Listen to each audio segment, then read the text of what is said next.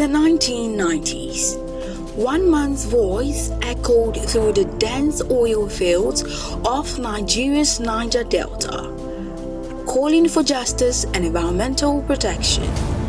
That man was Ken Saro-Wiwa, lawyer, writer, and environmental activist. He stood at the forefront of a battle to protect the Ogoni people, an ethnic group whose land had been devastated by decades of oil extraction. Saro-Wiwa's activism began to gain international attention in the early 1990s when he co-founded the Movement for the Survival of the Ogoni people. His mission was clear: to demand that the Nigerian government and multinational oil corporations, particularly Shell, take responsibility for the environmental destructions their activities had caused. Oil spills, gas flaring, and land degradation had displaced entire communities, poisoning their water and crops. Saro-Wiwa spoke up, demanding compensation for the Ogoni people and a greater say in their future. However, his outspoken criticisms made him number one target. Tensions between the Ogoni people and the Nigerian government were mounting, and in 1994, violence broke out when 4 Ogoni leaders who were allegedly opposed to Saro-Wiwa's movement were killed. Though no direct evidence linked them and his accomplices to their death, Saro-Wiwa and other Mossop leaders were arrested and swiftly charged with incitement to murder.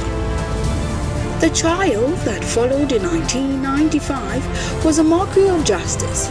Held in a military tribunal, it lacked due process with no fair representation or credible evidence.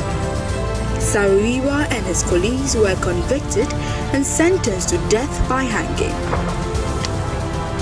The trial, widely condemned as politically motivated, was seen by many as a blatant attempt to silence a prominent critic of the government. On November 10, 1995, Ken Saro-Wiwa was executed. Along with him, 8 other Ogoni leaders were also hanged. The world was outraged. This tragic event not only shook the African continent, but also drew global condemnation.